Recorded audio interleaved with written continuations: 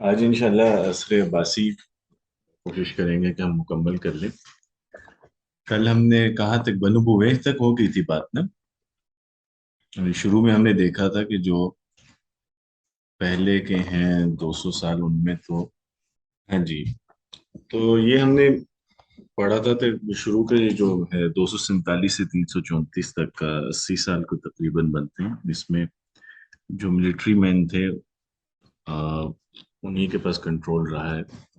خلفاء جیسے ان کے ہاتھ مجبور تھے یا اسیر ہوا کرتے تھے، اور وہی اپنا کنٹرول ایکسرسائز کرتے تھے اپنی پاورز۔ اس کے بعد ہم نے پھر دیکھا تھا کہ پھر باقاعدہ ایک خاندان آ گیا جن کی اپنی حکومتیں تھیں، اور وہی یہاں بغداد میں بھی انہوں نے وہ سلطنت انہیں مل گئی، اور سلطان کا لقب بھی انہوں نے پایا۔ خلیفہ جو ہے وہ صرف ایک رمز دینی بن کے رہ گئی۔ وہ بنو بویح کا جو دور ہے وہ بھی ہم نے کل شروع کر دیا تھا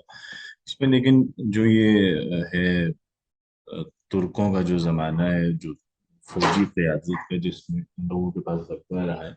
اس میں کچھ سلائڈز میں نے ایڈ کی ہیں۔ کل ہم نے مطلب سرسری سی بات تو کر لی تھی کہ اس دور کے عام طور پہ حالات کیا تھے، لیکن وہ مجھے بعد میں لگا کہ جیسے وہ کم ہے اس میں، چونکہ ہم نے جیسے ویگ سی وہ باتیں کی ہیں نا کہ خلافہ کے ساتھ برا سلوک ہوا، اور یہ اور بیچ میں دیکھا تھا کہ معتمد و معتزد کا جو زمانہ ہے اس میں پھر خلافت کو کچھ قوت ملی۔ لیکن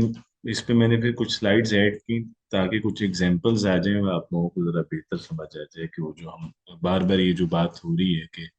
خلافہ کے پاس قوت نہیں تھی، تو اس کی واقعی یعنی کچھ ایگزامپلز ہوں تو زیادہ بہتر سمجھ میں آتا۔ تو یہ بس ایک دو سلائڈز دیکھتے ہیں، پھر بن بویح کے بارے میں کچھ چیزیں مکمل کریں گے، اس کے بعد سلجوکیوں کا دور ہے، اور پھر اینڈ پہ جو منگولوں کا حملہ ہے، بس انشاءاللہ آج اس کو مکمل کرتے ہیں۔ تو اب یہ جو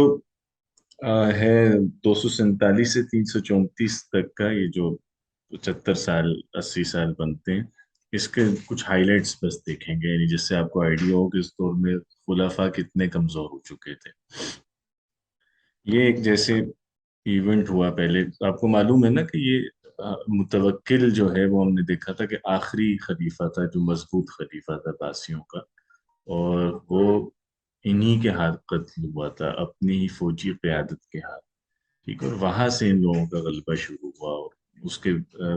قتل میں اس کا اپنا بیٹا ملبس تھا، منتصر جو ہے، اور اس کی وجہ یہ تھی کہ وہ چاہتا تھا کہ ولی عہد وہ ہو، لیکن اس کے بھائی کو ولی عہد بنایا گیا، تو اسی نے کچھ قائدین کے ساتھ مل کے اپنے باپ کے خلاف بغاوت کی۔ اور وہ جو فوجی قائدین تھے جو منتصر کے ساتھ مل گئے، وہ متوکل کے خلاف اس لیے ہوئے تھے کہ متوکل نے کوشش کی تھی، اس نے یہ خطرہ بھانپ لیا تھا کہ ان کا اثر و رسوخ بہت بڑھ رہا ہے، اور آہستہ آہستہ خلافت یا جو خلفاء ہیں ان کا دائرہ عمل تنگ سے تنگ ہو رہا ہے، تو اس نے کوشش کی تھی کہ ان سے جان چھڑائے۔ تو یہ خطرہ انہیں بھی، ملٹری مین جو تھے انہیں بھی سمجھ آ گیا تھا، اس لیے وہ بھی چاہتے تھے کہ متوکل سے جان چھوٹے، اور چونکہ منتصر کے ساتھ انہوں نے پلان کیا اور اسے قتل کیا،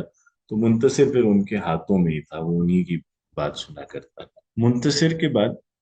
مستعین آیا اگلا خلیفہ، اور اس کے دور میں اب صرف یعنی اس میں یہ چیزیں ذرا آبزرو کیجئے گا کہ یہاں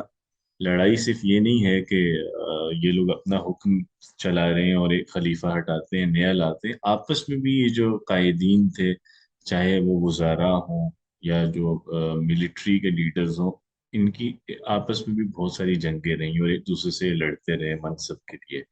تو اس سب سے یہ جو 100 سال لگ بھگ بن جاتے ہیں، اس نے بہت زیادہ نقصان پہنچایا اوور آل۔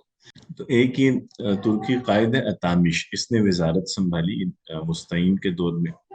اب یہ جب وزیر بنا تو اس کے جو ساتھی تھے انہیں برا لگا کہ یہ ساری پاورز یہ ایکسرسائز کرنے لگا، ایونچولی اسی کے جو ساتھی تھے انہوں نے اس کو مار دیا۔ پھر اسی طرح ایک اور ترک قائد تھا باغر، اس کو مار دیا اس لیے کہ اس کے جو فالوورز تھے وہ بہت بڑھ رہے تھے۔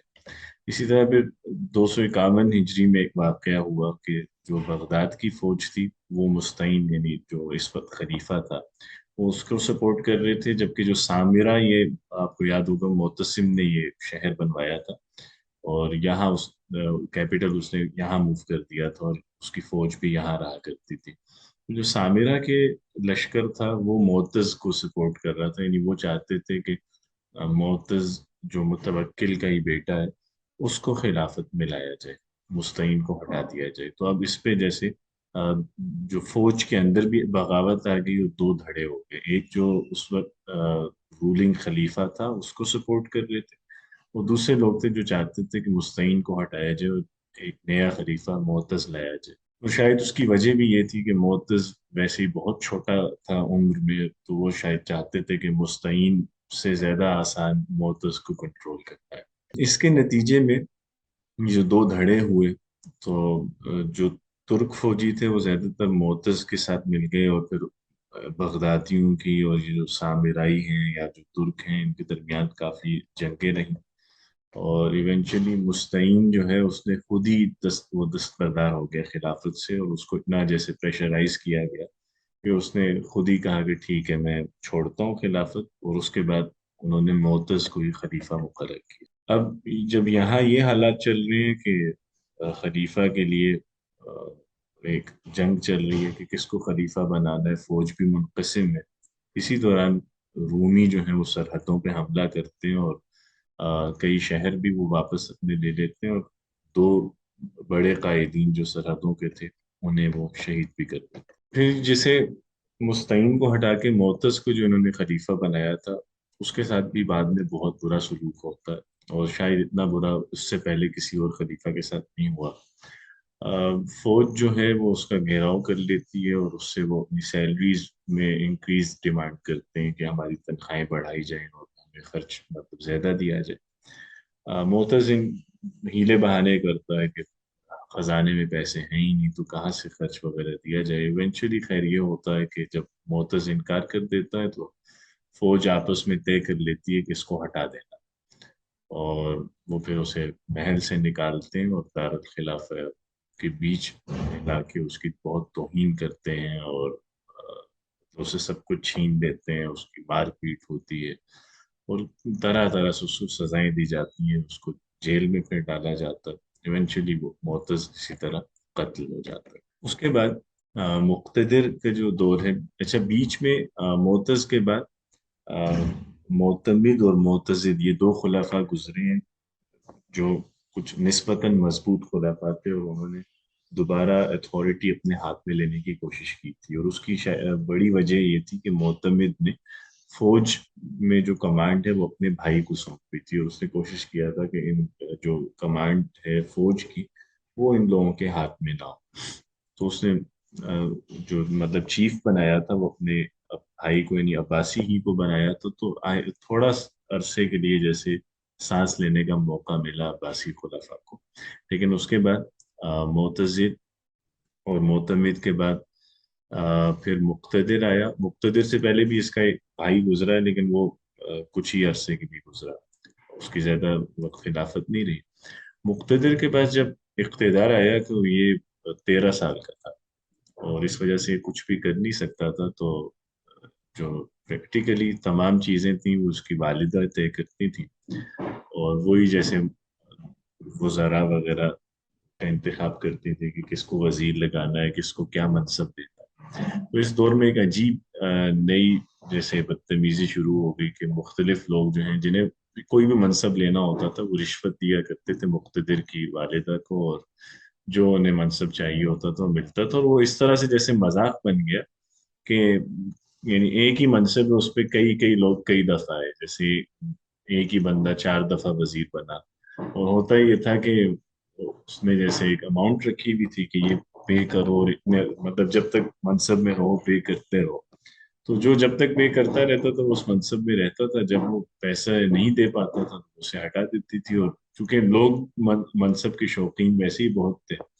تو جو کوئی کمپیٹیٹر ہوتا تھا وہ آ جاتا تھا اس کے بعد۔ تو اس کے بعد یعنی کچھ عرصہ تو یہ چلتا رہا،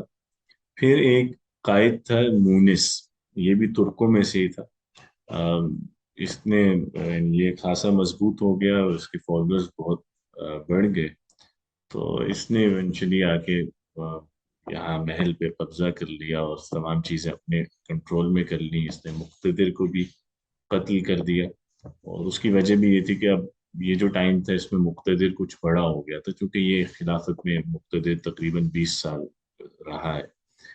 تو اب اس کو بھی چیزوں کی سمجھ آنی شروع ہوئی تھی اور اس نے بھی کچھ معاملات میں مداخلت شروع کی، تو مقتدر کو مونس نے بہت بری طرح قتل کر دیا اور اس کو بے لباس بھی کیا، مطلب اس کی بھی خاصی توہین کی۔ اس کے بعد مونس نے جب قصر خلافت سنبھالا تو پہلا کام یہ کیا کہ مقتدر کی والدہ کو بلایا، جو کہ اس وقت بیمار تھیں اور وہ طرح طرح کی اذیت تھی، سزائیں دی، اور وجہ یہ تھی صرف کہ یہ جاننا تھا کہ انہوں نے اپنا خزانہ کہاں چھپا رکھا ہے۔ تو خزانہ اور وہ جتنے جواہرات وغیرہ تھے وہ سارے ان کی جگہ معلوم کی، اور وہ سب مونس نے اپنے قبضے میں کر لیے۔ مطلب آپ دیکھیں کہ اس وقت حالات کیا ہو چکے ہیں، اور مطلب کس حد تک گراوٹ آ چکی ہے۔ مونس ہی نیا خلیفہ مقرر کرتا ہے قاہر کو مقتدر کے بعد، لیکن قاہر جب خلافت میں آتا تو پہلا کام یہ کرتا ہے کہ وہ مونس کو اور اس کے علاوہ اور بھی جو لوگ اس کو خلیفہ بنانے میں شریک ہوئے ہوتے ہیں وہ ان سب کے اگینسٹ ہو جاتا ہے، اور ان سب کو قتل کرنے کا حکم دیتا ہے اور انہیں قید کر دیتا ہے۔ لیکن چونکہ یہ بات پھیل جاتی ہے کہ قاہر یہ پلان کر رہا ہے، اور اس نے مونس کو تو جیل میں ڈلوا بھی دیا تھا، لیکن جب باقی لوگوں کو پتہ چلتا ہے تو وہ اس سے پہلے کہ خلیفہ ان سب کو ختم کرے، ان میں سے جو لوگ ابھی قید نہیں ہوئے ہوتے وہ مل کے خلیفہ کو ہی پکڑ لیتے ہیں، اور اسے اس کی آنکھوں میں پھر سے رائی پھیری جاتی ہے، اور مین جو اس میں ماسٹر مائنڈ ہوتا ہے وہ اسی کا وزیر ابن مقلا ہوتا ہے۔ تو قاہر ان کے اگینسٹ جاتا ہے، لیکن یہ پلان قاہری کے اگینسٹ چلا جاتا ہے، اور وہ کچھ ہی عرصے بعد خلافت سے معزول کر دیا جاتا ہے۔ اس کے بعد اگلا خلیفہ آتا ہے رازی، اور رازی باللہ جو ہے اسے وہی وزیر ابن مقلا جو قاہر کا وزیر تھا وہ اسے خلیفہ بناتا ہے۔ یعنی اس میں اب ہوتا یہی تھا کہ وزراء وغیرہ یا عمرات جو تھے وہ دیکھتے تھے کہ کون سا خلیفہ ایسا ہے جس کو کنٹرول کرنا آسان، تو وہ انتخاب کیا کرتے تھے کہ اب فلاں ہوگا خلیفہ، لیکن خلفاء ہوں گے بنو عباس ہی میں سے، کیونکہ مسلمانوں میں ایک عرصے سے جیسے نفسیاتی طور پہ وہ مان چکے تھے کہ خلافت بنو عباس میں۔ تو راضی جو ہے اس کو چنا تھا ابن مقلا نے، اور اس کا جو دربان تھا محمد بن یعقوب، لیکن راضی بھی قاہر کی طرح جیسے ہی اس نے اقتدار سنبھالا تو سب سے پہلے وہ ان دونوں کے اگینسٹ ہوا، ابن مقلا اور محمد بن یعقوب کو اس نے جیل میں ڈلوا دیا۔ اور اس کے بعد ایک اور قائد تھا محمد بن رائق، جو اس وقت باسط شہر میں ہوا کرتا تھا، اس کو اس نے بلایا اور اسے کہا کہ تم بغداد کے معاملات آ کے سنبھالو۔ اب جناب محمد بن رائق آتا ہے، اور یہاں سے اب ایک نیا منصب کریٹ ہوتا ہے جسے امیر الامارات، یہ راضی ہی نے یہ لقب نیا ایک دیا، اور اب جو کنٹرول کرتا تھا ساری چیزوں کو اسے کہا جاتا تھا امیر الامارات، مطلب جیسے پرائم منسٹر ہوتا ہے۔ اور حالات یہ ہو گئے کہ محمد بن رائق نے آہستہ آہستہ اس نے یہ کیا کہ تمام دیوان وغیرہ بھی اپنے قبضے میں کر لیا، اور پھر آ، جو بیت المال تھا وہ ختم کر دیا گیا۔ مال جتنے بھی تھے وہ رائق کا اپنا ایک پرسنل جیسے جو خزانہ تھا وہاں پہ بھیجے جاتے تھے، اور جو اماؤنٹ وہ چاہتا تھا خلیفہ کے لیے وہ اس میں سے تھوڑی بہت اماؤنٹ خلیفہ کو بھیج دیتا تھا کہ وہ کھا پی لے، باقی سب چیزوں کا کنٹرول رائق کا تھا۔ پھر اب جب یہ نیا منصب آیا امیر الامراء، اور اس میں پاورز چونکہ بہت زیادہ تھی، ایک ہی بندے کے پاس یہ ایڈمنسٹریشن بھی دیکھتا تھا، یہی فائنانس کو دیکھ رہا ہوتا تھا، اور یہی بندہ جو ہے وہ ملٹری کو بھی دیکھ رہا ہوتا تھا۔ تو اب اس پہ نیا جھگڑا شروع ہوا مختلف قائدین میں کہ امیر الامراء کس نے بنا۔ اس کے بعد جو اگلا خلیفہ متقی آتا ہے اس کے دور میں یہ لڑائی شروع ہوتی ہے، تو یہ مختلف قائدین ہیں، ایک تو وہی ابن رائق ہے، پھر ایک بچکم ہے، پھر بریدی ہے، ناصر الدولہ ابن حمدان اور توزون۔ ان میں ناصر الدولہ کو چھوڑ کے، ناصر الدولہ عربی النسل تھا، باقی جو ہیں یہ سب ترک ہیں، تو یہ لوگ آپس میں اس پہ لڑتے رہتے ہیں۔ لیکن یہ اب وہ دور ہے کہ جب بنو بویہ جو ہیں وہ مضبوط ہو رہے ہیں، اور ایونچولی بنو بویہ آتے ہیں، اور وہ بچکم سے ان کی لڑائی ہوتی ہے، اور بچکم بغداد چھوڑ کے چلا جاتا ہے، اور اب اس کے بعد بنو بویہ جو ہیں وہ خلافت کے تمام معاملات دیکھا کرتے ہیں۔ ٹھیک ہے جی، یہ چیزیں اس میں ایڈ کی تھیں، میں نے کہا اس کو بھی ہم ڈسکس کر لیں۔ اور اب ہم نے دیکھنا تھا بویہیوں کے بارے میں، بویہیوں کے بارے میں بھی ہم نے کچھ بیسک باتیں کر لی تھی نا، کہ یہ دیلم جو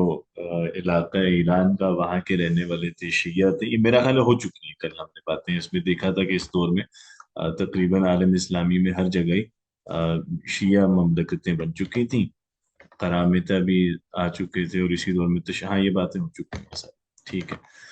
अच्छा, अब बस जरा बनु गोहे का थोड़ा सा बैकग्राउंड सिर्फ देख लेते हैं कि ये 334 में जो ये आए हैं कसर खिलाफत में, तो कैसे आए हैं। तो ये फारिस और रय का जो इलाका है, यहाँ पे ये लोग मिलिट्री में अपनी खिदमत देते थे, और वहाँ उनके कुछ उन्होंने जैसे फतूहात वगैरह की, जिससे उनकी पावर बढ़ी। तक और ये जमाना है तकरीबन 323 का, जब उन्हें एक पावर कंसिडर किया जाने लगा इस इलाके में। बनु बुवैह जब कहा जाता है तो तीन लोग हैं जो बुवैह के बेटे हैं। बेसिकली एक है अली, फिर हसन है, फिर अहमद है। अब होता ये है कि जब 334 के आसपास, जब अब आपको पीछे अपने वो हालात देख ही लिए हैं कि जो भी लश्कर था अब्बासियों का, तो उनकी आपस में कितनी खटपट थी, और जो कुछ हो रहा था महल खिलाफत में। तो अली बिन बुवैह जो था, जब उसने ये ऑब्जर्व किया कि खलीफा बहुत कमजोर है, और वहाँ बगदाद में भी लड़ाई चल रही है अमीरुल उमरा के मनसब पे, उसने सोचा कि हम भी इसमें हिस्सा लेते हैं इस पावर स्ट्रगल में। तो उसका जो छोटा भाई था अहमद, उसको उसने भेजा अहवाज, जो ईरान का एरिया है, जो इराक के साथ बॉर्डर बनता है। तो उसने अहवाज और इराक को कंट्रोल करने के लिए भेजा अहमद को। अहमद यहाँ आया तो इसकी लड़ाइयाँ हुई बचकम से। बचकम और हम देख चुके हैं पीछे, तोजोन, बचकम, बरीदी, ये वही लोग हैं जो उस वक्त कसर खिलाफत में थे और आपस में भी लड़ रहे थे एक दूसरे से।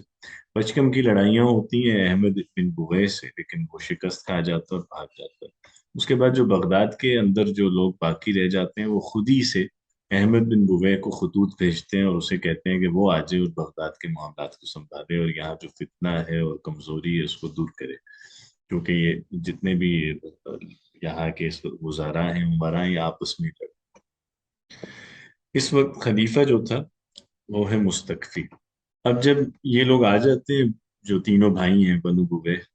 तो मुस्तकफी इन्हें मिलता है, इस्तकबाल करता है, और हर एक को एक लक़ब से नवाजता है। तो अली जो फारिस के इलाकों को कंट्रोल करता, तो उसे इमादुद्दौला का लक़ब दिया जाता है। हसन जो है, जो रई के इलाके में था, उसे रुकनुद्दौला। और अहमद जिसने इराक को फतह किया, उसे मुइज़्ज़ुद्दौला कहा जाता है। उसके बाद अब जो दूसरी चीज है, जो चेंज आया, ये चीज समझना जरूरी है कि इससे पहले जो हम पिछले 100 साल हमने देखे हैं, वो जो अरसा है उसमें ठीक है खुलाफा कमजोर थे, लेकिन ऐसा नहीं है कि कोई एक खानदान हो जो हुकूमत कर रहा हो। वो मुख्तलिफ मिलिट्री के लोग होते थे जो एक दूसरे से लड़ते रहते थे, और मतलब कभी एक उनमें से पावर में आता था, कभी दूसरा, और वो चीजें कंट्रोल करते थे। लेकिन अब फर्क ये आया कि अब बनु बवे एक खानदान आ गया, और जिस खानदान की अपनी हुकूमत है बहुत सारे इलाकों में। ठीक है। तो अब सिर्फ ये नहीं है कि कुछ कायदीन हैं या उमरा हैं जो खलीफा को कंट्रोल कर रहे हैं। अब बाकायदा एक पूरी सल्तनत, एक फौज रखने वाला सुल्तान है जो खलीफा के साथ आ गया है, और खलीफा ने भी उसकी पावर को एडमिट कर लिया है, और उसे सुल्तान का या इससे मिलता जुलता लक़ब दिया है। इसीलिए अब यहाँ इस दौर से ये चेंज आता है कि खुलाफा जो है अब बनु अब्बास के, उन्हें सिर्फ एक अलामत के तौर पे मुसलमानों में समझा जाने लगा कि ये सिर्फ एक वहदत की जैसे अलामत है, और इनकी दीनी अहमियत है कि ये रसूलुल्लाह सल्लल्लाहु अलैहि वसल्लम के रिश्तेदारों में से नहीं, हजरत अब्बास से। इसी वजह से खलीफा भी ये हुक्म देता है कि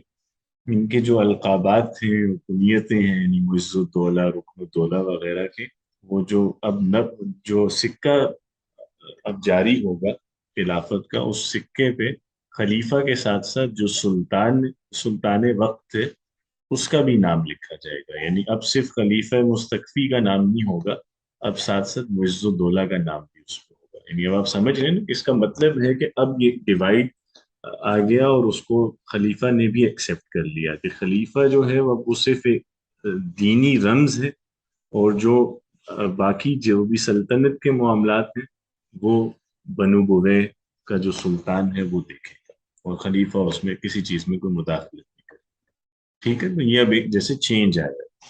मुइज़्ज़ुद्दौला जो है, वही जो छोटा भाई था जिसने इराक को फतह किया, उसी को मुस्तकफी अपना वजीर बनाता है, और जैसे ही मुस्तकफी अपना वजीर बनाता है, اس کے 40 دن بعد ہی مستقفی کو خلافت سے ہٹا دیا جاتا ہے۔ اچھا، اس میں ایک اور واقعہ بھی ہوتا ہے کہ معز الدولہ ہم جان چکے ہیں پہلے کہ بنو بوے شیعہ تھے، وہ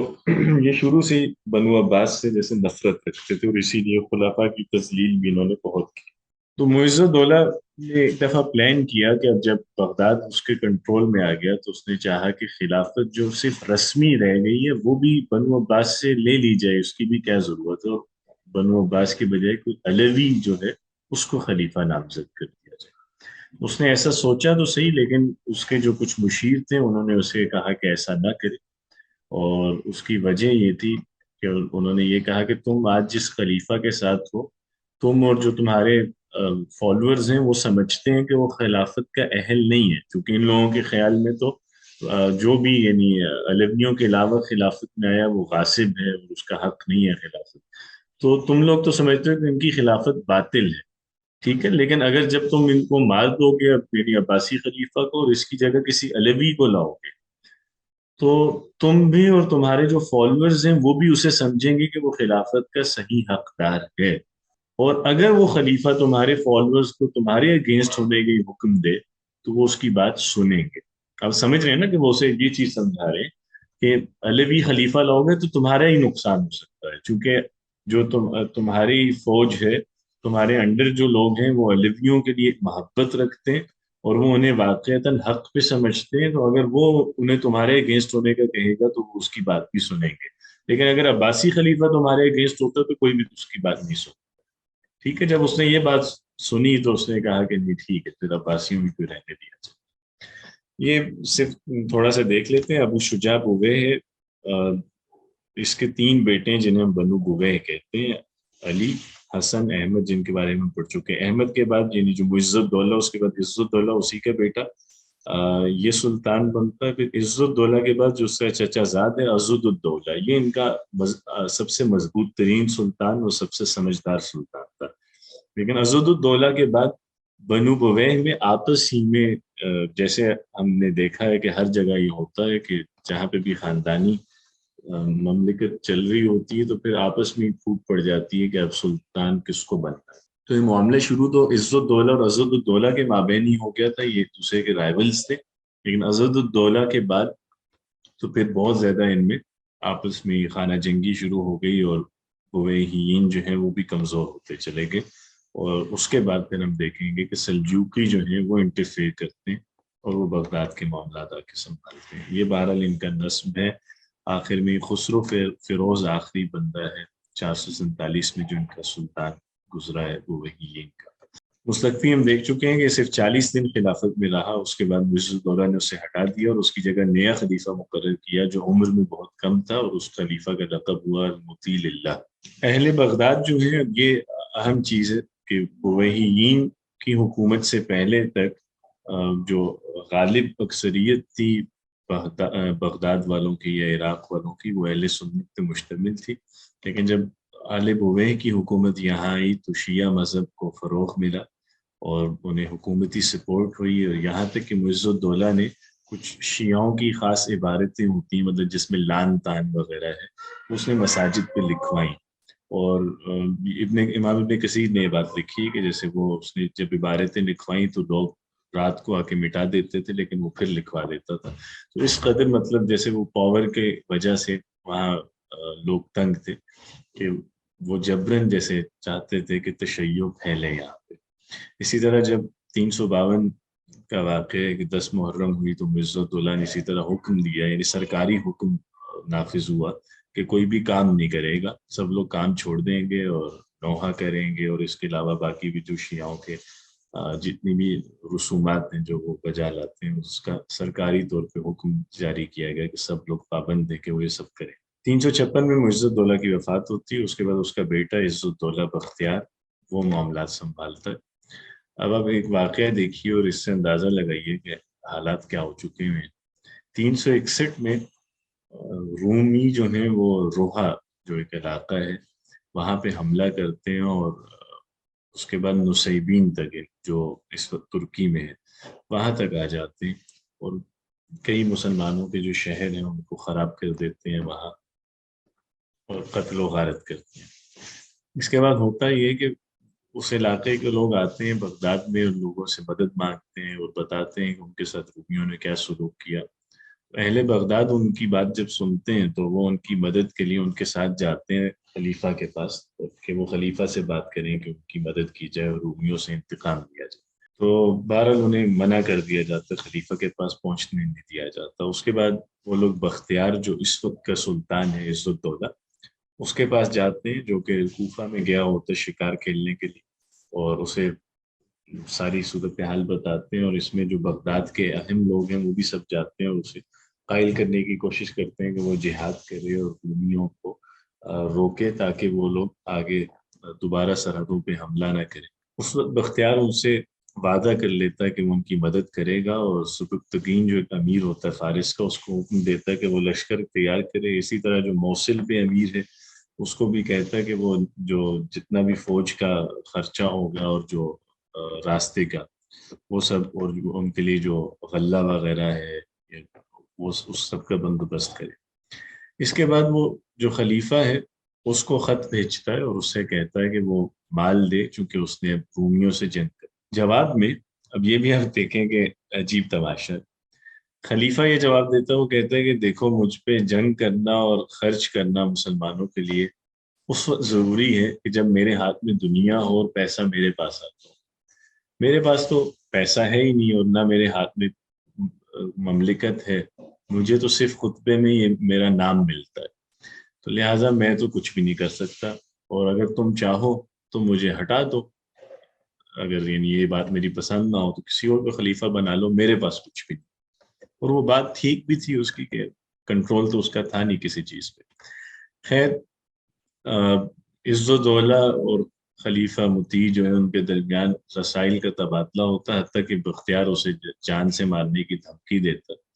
جب یہ صورتحال ہوتی ہے تو اب جو خلیفہ ہے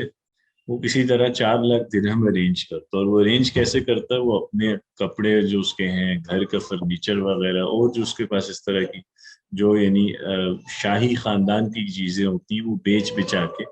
کچھ 4 لاکھ درہم اکٹھے کرتا ہے تاکہ وہ بختیار کو بھیجے اور اپنی جان چھڑوائے اس سے۔ اب ہوتا کیا ہے، جو رومیوں سے جنگ کرنے کے لیے مال جو ہے جب خلیفہ بھیجتا ہے عز الدولہ کے پاس، عز الدولہ اسے اپنے پرسنل چیزوں میں یوز کرتا ہے، اور جو قصہ ہوتا ہے جہاد کا وہ سب تمام ہو جاتا ہے، مطلب اس کے بعد کوئی بھی وہ چیز کرتا کچھ بھی نہیں۔ ٹھیک ہے، تو اب دیکھیں کہ کیا حرکتیں ہو رہی ہیں۔ جی، تو یہ ہم عز الدولہ کا دیکھ رہے تھے کہ اس کے دور میں جب رومیوں سے جنگ کرنے کی بات آئی تو اس نے کیا اس کا تماشا بنا۔ عز الدولہ کے بعد اسد الدولہ، یہ آلریڈی ہم ابھی اوپر اس کی طرف ہم نے بات کی تھی، جو اسی کا کزن تھا، اس نے اقتدار سنبھالا۔ اقتدار سنبھالنے سے پہلے اس کی لڑائیاں بھی رہیں عز الدولہ کے ساتھ، اور اسد الدولہ کے بعد خاندان کے اندر بہت ساری لڑائیاں شروع ہو گئیں اور ان لوگوں میں کمزوری خاصی آ گئی، اور اس وجہ سے آہستہ آہستہ کنٹرول یہ لوز کرتے گئے۔ جو ان کے پاس فارس میں، خراسان میں جو علاقے تھے ان پہ بھی سلجوقیوں نے قبضہ کرنا شروع کیا اور وہ نئی طاقت ابھرنا شروع۔ آخری جو ان کا سلطان تھا وہ تھا فنا خسرو بویہیوں کا، اور اس وقت خلیفہ تھا قائم، یہ خلیفہ قائم بامر اللہ۔ اس کے دور میں آپ دیکھیں کہ اب مطلب عجیب کچھ چیزیں پڑھ کے ہنسی بھی آتی ہے، افسوس بھی ہوتا ہے، تو لیکن بس کریکٹرز تاریخ میں ہر طرح کے رہے۔ تو اب یہ جو فنا خسرو تھا، جب یہ سارے حالات چل رہے ہیں، اس کے ہاتھ سے سب کچھ جا رہا ہے، رومی جو ہیں وہ سرحدوں پہ انہوں نے چڑھائی کی بھی ہے، غزنوی جو سلطنت ہے وہ بھی اس دور میں ہی ابھری تھی، اور محمود غزنوی بھی اپنے عروج پہ تھا، اور پھر اس کے بعد سلاجقہ بھی۔ لیکن اس سب سے بے خبر اور بے نیاز ہو کے جو ان کا آخری سلطان تھا بویہیوں کا، اس کو صرف یعنی فکر اس بات کی تھی کہ اسے خلیفہ جو ہے وہ ایک لقب عنایت کرتے، اور وہ جب خلیفہ سے صرف اس کی ضد کر رہا ہے کہ اس کو ملک الرحیم کا لقب دیا جائے، اور خلیفہ کہہ رہا ہے کہ نہیں نہیں، تم اس لقب کے اہل نہیں ہو، اور وہ اصرار کرتا ہے حتیٰ کہ وہ یہ لقب دے کے رہتا ہے ملک الرحیم۔ تو بس اس طرح کی عجیب و غریب حرکتیں اور شوق۔ اس کے دور میں بھی خلافت اور سلطنت دونوں ہی، مطلب پہلے تو صرف یہ تھا کہ خلفاء کمزور تھے، اب جو خلفاء کے نام پہ جو حکمرانی کر رہے ہیں بنو بوے، وہ بھی کمزور ہو چکے تھے. یعنی آپ دیکھیں گے اب سچویشن یہ ہے کہ جو سینٹر ہے عالم اسلامی کا، اور اس میں کوئی بھی پاورفل اتھارٹی رہ ہی نہیں گئی.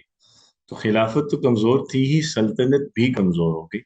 اور خوب انتشار ہوا. اور جب بھی یعنی عوام میں انتشار ہوتا تھا تو یہاں پہ جیسے بغداد میں ہمیشہ ہی ہوتا تھا کہ فوج بھی خوب لوٹ مار کرتی تھی. اور اسی طرح فوج میں دو دھڑے پھر سے بن گئے، ایک دیلم کے جو لوگ تھے اور دوسرے ترک جو تھے، یہ بھی آپس میں لڑنے لگے. اچھا، اس دور میں اب یہ ایک اور چیز ہوئی ہے، یہ بالکل جو آخری دور چل رہا ہے. 443 میں ایک جنگ چھڑی، مطلب اسے جنگ تو نہیں، یہ قتل و غارت ہی کہیں گے. ایک فتنہ اٹھا اور ایک لڑائی شروع ہوئی بغداد میں، شیعہ میں اور سنیوں. اس کی وجہ وہی ہے کہ چونکہ ان کا جو عرصہ گزرا، 100 سوا 100 سال، اس میں انہوں نے بہت زیادہ کوشش کی تشیع کو پھیلانے کی، تو ایونچولی جیسے چیزیں بہت زیادہ ہیٹ اپ ہو گئی تھیں. اور یہ بھی جب چونکہ کمزور ہو رہے تھے تو سنیوں نے بھی اس کا پھر آ، اسے کیا کہتے ہیں ریئیکشن کیا. تو یہ جو ایک جنگ چھڑی، اس میں بہت سارے لوگ دونوں طرف سے، شیعہ کی طرف سے بھی سنیوں کی طرف سے بہت سے لوگ مارے گئے. اور وجہ یہ بنی تھی لڑائی کی کہ شیعہ نے یعنی بویہیین نے کچھ جیسے مینار اور برج کھڑے کیے، اور اس پہ سونے سے یہ عبارتیں لکھی کہ محمد اور علی جو ہیں یہ خیر البشر ہیں، اور جو اس پہ راضی ہے تو وہ ٹھیک ہے، اور جو انکار کرے تو وہ کافر ہے. اس چیز پہ اہل سنت کو غصہ آیا کہ تم رسول اللہ صلی اللہ علیہ وسلم کو اور حضرت علی کو ایک ہی عبارت میں اکٹھا کیسے، مطلب انہیں ایک جیسا کیسے بتا رہے ہو، کہ ان دونوں کا مقام ایک تھوڑی ہے. کہ تم یہ کہہ رہے ہو کہ محمد اور علی خیر البشر ہیں، گویا کہ دونوں جیسے ایک رتبے کے ہوئے اور دونوں خیر البشر ہیں. تو اس پہ جیسے لڑائی چھڑی، اور اس کے بعد پھر اور چیزیں بھی اس میں ایڈ ہوتی چلی گئی. اس کے دوران خیر خاصا فتنہ مچا، اور ایک جو اس طرح کے واقعات بھی ہوئے کہ قبروں کو اکھاڑا گیا اور کئی مردوں کو جلایا گیا، جن میں بنو بوے جو ہیں ان کی قبروں کو بھی اکھاڑا گیا. اسی طرح عباسی خلفاء جو ہیں، ابو جعفر منصور، امین، امین کی والدہ زبیدہ، اور اس کے علاوہ اور بہت سے لوگوں کی قبروں کو اکھاڑا گیا اور انہیں جلایا گیا. اسی طرح شیعہ نے کوشش کی امام احمد بن حنبل کی قبر کو بھی اکھاڑنے کی، بہرحال وہ اس میں لیکن کامیاب نہیں ہو پائے. تو اس طرح سے ایک بہت اضطراب رہا، اور یہ تقریباً 5 سال یہ کیفیت رہی، اور اس پہ کنٹرول بنو بوے نہیں کر پائے. ایونچولی پھر سلجوقی انٹر ہوئے بغداد میں، اور انہوں نے چیزوں کو کنٹرول کیا. ٹھیک ہے جی، اس کے ساتھ بویہیوں کی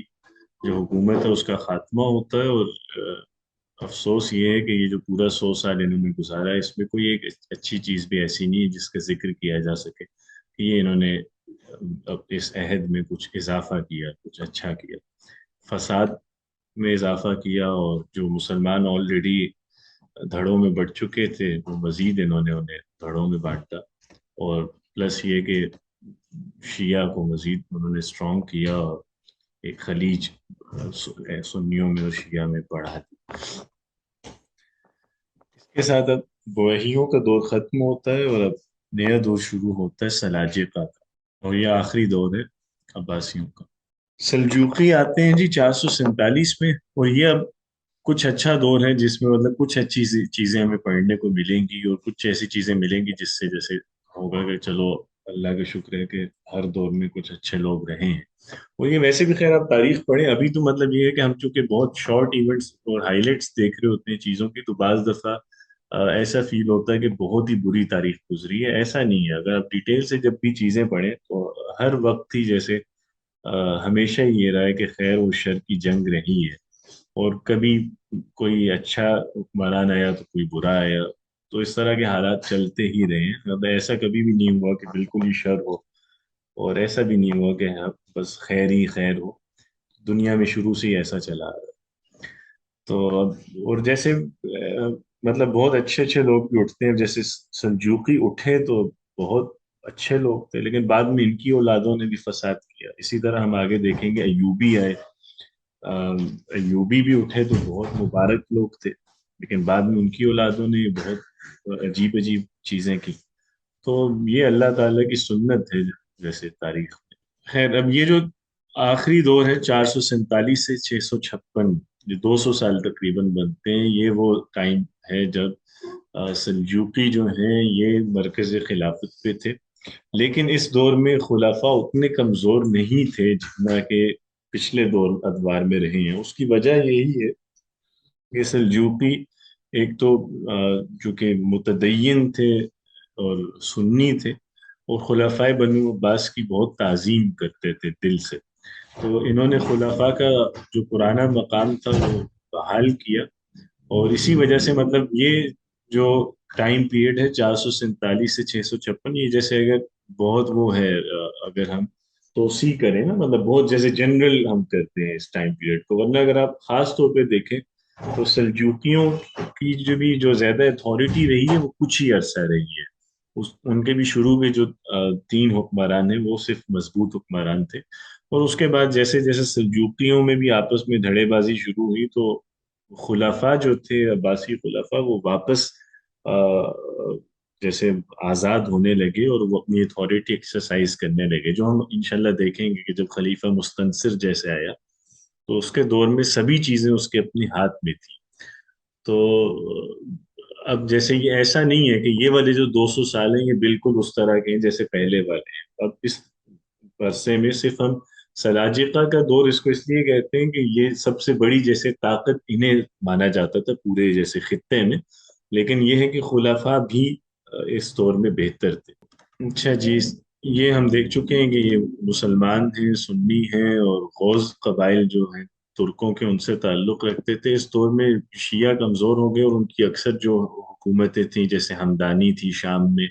बुवैहियों की हुकूमत जो बगदाद में थी, करामिता जो थे, इसी तरह ये सब तो खत्म हो गए तकरीबन। और उबैदी यानी जो फातिमी थे उनकी भी हुकूमत कमजोर हो गई खासी। सलाजिका जो है बेसिकली इनकी निस्बत है सुल्जूक से। सुल्जूक अमीर थे, तुर्क अमीर थे जिन्होंने इस्लाम कबूल किया। और उसके बाद जो अपने इनके कबाइल थे तुर्क से, वहां से हिजरत करके वस्त एशिया से आ गए यहाँ खुरासान के इलाके में। सुल्जूक जो हैं इनके आगे जो मतलब इनके बेटे थे, खैर एक इसराइल और एक का नाम है मीकाइल। मीकाइल के आगे बेटे हैं तुगरुल, यानी जो सल्जूकियों का पहले सुल्तान है, यानी जिन्होंने सल्तनत की बुनियाद रखी वो है सुल्तान तुगरुल। और लेकिन इन्होंने अपने दादा के नाम पे इस सल्तनत को सल्जूकी सल्तनत कहा, और वो सलाजिका या सल्जूकी तौर से इसको याद किया जाता है। तो ये इसके पहले सुल्तान है तुगरुल बेग। और इन्होंने मर्व को इलाके को कंट्रोल किया 429 में। अब आप देखेंगे ये सारे वो इलाके हैं जो पहले बनु बुवैह के कब्जे में थे, तो एक एक करके इस पे सल्जूकी जो है वो कब्जा करने लगते हैं, और आहिस्ता आहिस्ता आहिस्ता उनका जो सुल्तान है, वो सल्तनत है, वो बढ़ने लगती है। उसके बाद 432 में नेशापुर पे, जुर्जान पे, तब्रिस्तान पे, इन इलाकों को भी वो अपने कंट्रोल में ले लेते हैं। फिर 433 में करमान और देलम के जो इलाके जो बनु बुवै का होमलैंड थी, वो भी सुल्तान तुगरुल के मातहत आ जाता है ये सारा इलाका। फिर 434 में खवारजिम के जो इलाके हैं ये भी सुल्तान फतेह कर लेते हैं। और उसके बाद जो कैपिटल है सुल्तान तुगरुल का वो है रई का इलाका। ठीक है जी। इसके अलावा जो अब एक और बहुत अहम चीज है जो आगे, ये आप समझें कि ये अब वो टाइम पीरियड है जिसने मुस्तकबिल को बदला है। और शायद सल्जूकी ना होते तो मुसलमान इतना लंबा शायद इज्जत के साथ ना रह पाते, क्योंकि इन्होंने नए सिरे से आके जिहाद की रूह फूंकी मुसलमानों में, और रूमियों से इन्होंने जंगें शुरू की, और इन्होंने एक तरह से बाद में बुनियाद रखी उस्मानी सल्तनत की। और इनकी वजह से ही मुसलमान ये यकीन करने लगे कि वो मंगोलों को शिकस्त दे सकते हैं। तो इनके सल्तनत के बहुत सारे जैसे फवायद हुए हैं, वरना अगर ये लोग ना होते तो जो हालात हो चुके थे बहुत पहले ही मुसलमान सल्तनत और पावर सब कुछ लूज कर बैठे। انہوں نے روم کے ساتھ بھی جنگ شروع کی اور کئی جنگوں میں انہیں فتوحات ہوئی. اس کے بعد روم مجبور ہوا ان کے ساتھ صلح کرنے پہ. اس صلح میں بھی یعنی کچھ مورخین نے لکھا ہے کہ سلطان طغرل نے شرط پہ صلح کی تھی کہ وہ قسطنطینیہ میں ایک مسجد قائم کریں گے رومی. جو قسطنطینیہ آپ کو پتا ہے کہ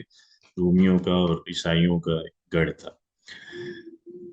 اب یہ سب جب ہو رہا تھا سلطان طغرل کی فتوحات جو ہیں وہ خلیفہ کے کانوں تک بھی جاری تھیں. اور یہ جو خلیفہ قائم اس وقت تھا تو یہ ہم پہلے ہی دیکھ چکے ہیں کہ بویہیین پچھلے کافی عرصے سے کمزور تر ہوتے جا رہے تھے. اس لیے جب ان کا نفوذ کمزور ہو رہا ہے تو خلیفہ کو بھی موقع مل رہا ہے کہ وہ چیزوں کو خود اپنے ہاتھ میں لے. تو وہ بھی دیکھ رہا تھا کہ اب اس کے بعد جیسے پاور کہاں جا رہی ہے. تو سلطان طغرل کی فتوحات کا علم تھا اور خلیفہ جیسے اس کے ساتھ خط و کتابت میں بھی تھا. اسی لیے کچھ عرصے بعد خلیفہ نے یہ حکم دیا کہ اب خطبے پہ جو بویہیوں کا سلطان پہلے یعنی اب تک یہ چلا آ رہا تھا کہ جو بھی بویہیوں کا سلطان ہوتا تھا اس کا خطبے میں بھی نام لیا جاتا تھا اور جو سکہ جاری ہوتا تھا اس پہ بھی اس کا نام ہوتا تھا. لیکن اب خلیفہ نے کہا کہ بویہیوں کے سلطان سے پہلے سلطان طغرل کا ذکر ہوا کرے گا خطبے میں اور اسی طرح سکے میں. اور اس کے بعد سلطان طغرل نے خلیفہ سے اجازت چاہی اور 447 میں آ کے بغداد میں انٹر ہوئے اور کنٹرول کر لیا. جب وہ بغداد میں آئے تو خلیفہ نے جو آخری وحیوں کا سلطان تھا الملک الرحیم اس سے یہ تقاضا کیا کہ وہ سلطان طغرل کے اطاعت قبول کر لے. اور یہاں سے بویہیوں کی حکومت ختم ہوئی اور سلاجقہ جو ہے انہوں نے مرکز خلافت کو سنبھال لیا. اس کے بعد جو سلجوقی ہیں عالم اسلام کا یعنی جو اکثر حصہ تھا فاطمیوں کی خلافت کو چھوڑ کے باقی جو عباسیوں کے انڈر جتنی بھی جگہیں تھیں ان میں سے زیادہ تر جگہوں پہ سلجوقیوں کا کنٹرول آ گیا.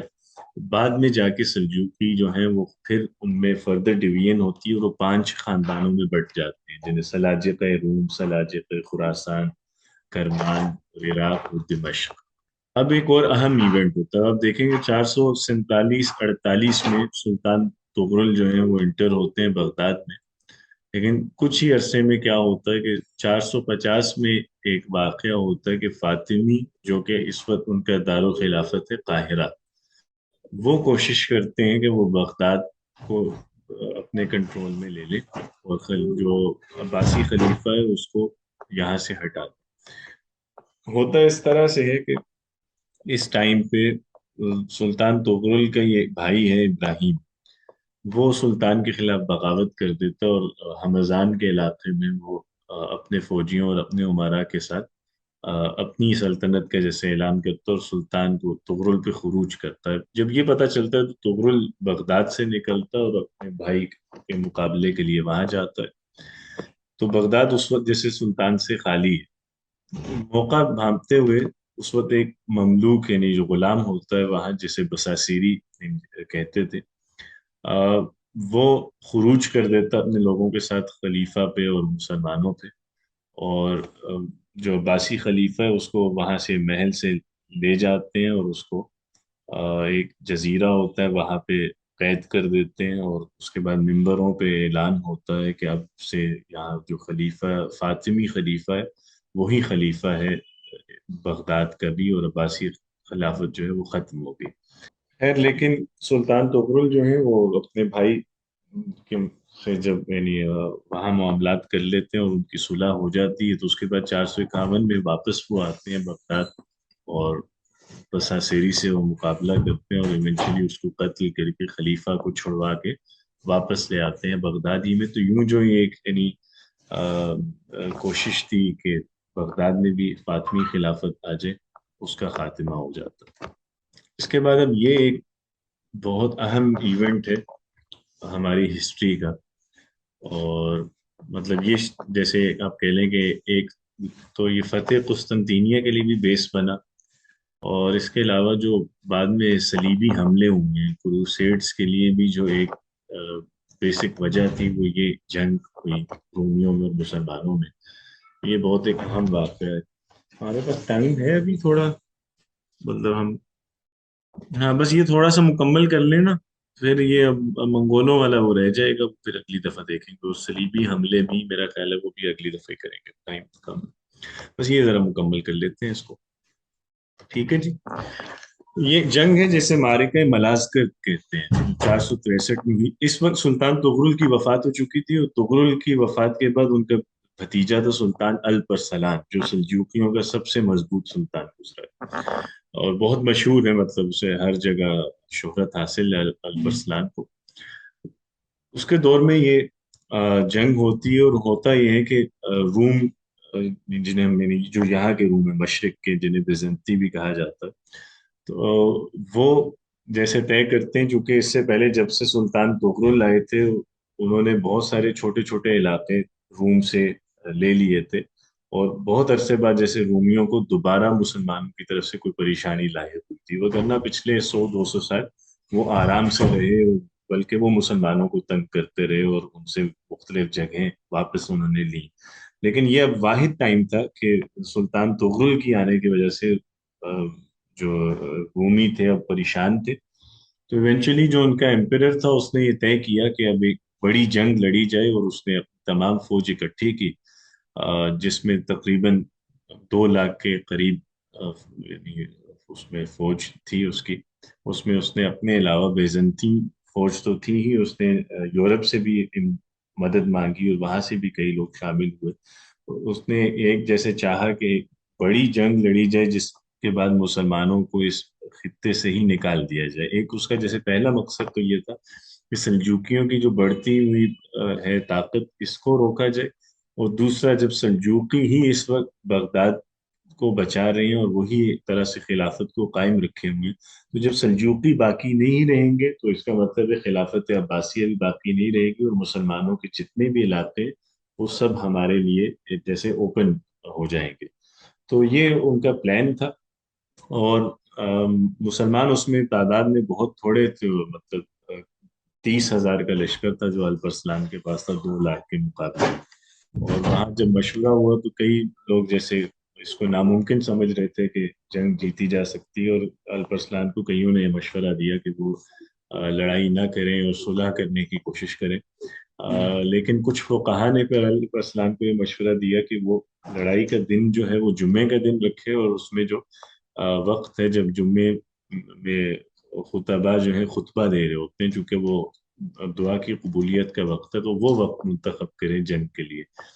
تو اس نے ایسا ہی کیا، اور جنگ سے پہلے بھی بہت جیسے لمبا سجدہ ریز ہوا خدا کے آگے، اور خاصا گڑ گڑا کے دعا کی. اور اس کے بعد وہ چھوٹی سی فوج کے ساتھ اس نے رومیوں کو بہت بری شکست دی، اور اس کے نتیجے میں جو 4 لاکھ مربع میل مزید جگہ جو ہے وہ دیار اسلام میں داخل. اور اس کے اب آپ دیکھیں کہ جیسے جنگ شروع ہونے سے پہلے حالات بالکل کچھ اور لگ رہے تھے، لیکن جب جنگ اینڈ ہوئی تو وہی جو رومی ایمپیرر تھا وہ الپرسلان کی قید میں آ گیا، اور پھر اس نے خاصا مال دے کے اپنا فدیہ دیا اور اپنی جان چھڑائی. لیکن اس سے جیسے ایک یہ چیز طے ہو گئی کہ اب اس کے بعد جو سینٹرل ایشیا کا علاقہ ہے، خاص طور پہ جو مائنر ایشیا ہے، وہ مسلمانوں کے لیے جیسے اب اس میں اسٹرانگ ان کا فٹ ہولڈ تھا. اور اب اس کے بعد سے جو رومیوں کا یہاں پہ کوئی بھی اثر و نفوذ رہ نہیں گیا، تو وہ بہت خاصی جیسے ان کی اتھارٹی یہاں پہ کمزور پڑی. اسی وجہ سے اس کے بعد ہم دیکھتے ہیں کہ رومی جو ہے وہ پھر مدد مانگتے ہیں اپنے جو ویسٹرن امپائر ہے یورپ میں، وہاں سے. اور پھر جو پوپ ہے وہ اعلان کرتا ہے پورے یورپ میں کہ مسلمانوں پہ لڑائی کی جائے. اسی کے دوران بیت المقدس بھی وہ لوگ فتح کرتے ہیں. تو خیر یہ جو معرکہ ہے اسے ٹرننگ پوائنٹ کہا جاتا ہے کہ اسلامی تاریخ کا اہم ترین واقعات میں سے یہ ہے. یعنی یہ بالکل اس طرح کا واقعہ ہے جیسے حضرت عمر کے دور میں جو قادسیہ کی فتح تھی، ہے جیسے ایران جب فتح ہوا، تو یہ بالکل اس طرح کے واقعات میں سے ہے کہ جس نے ایک نیا چیپٹر جیسے شروع کیا، اور تاریخ جیسے یہاں کی بہت عرصے کے لیے اس نے بدل کے رکھ دی. ٹھیک ہے جی، یہ بات ہم باقی کر چکے ہیں. ٹھیک ہے، بس آج پھر اتنا ہی رکھتے ہیں. اب اگلی دفعہ ایک ہی چھوٹا سا ٹاپک ہے، حسن بن صبا، جو یہ بھی باطنیوں کے گروہ تھے جنہیں حشاشین کہتے تھے. ان لوگوں نے بھی کافی تنگ کیا اور نقصان پہنچایا سلجوقیوں کو. اور اس کے بعد پھر جو صلیبی جنگیں ہوئی ہیں وہ دیکھیں گے. اور ایونچولی جو خوارزم شاہ کی سلطنت تھی اور منگولوں کا حملہ تھا. انشاءاللہ اگلی دفعہ میرا ارادہ ہے کہ ہم اس کو مکمل کر لیں طیبہ سی کو. السلام علیکم.